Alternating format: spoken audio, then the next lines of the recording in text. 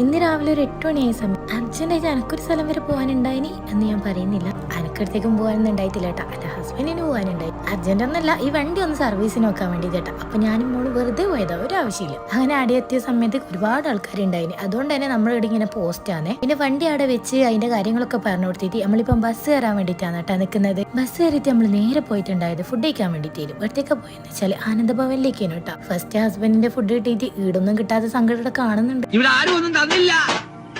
കിട്ടിയില്ല.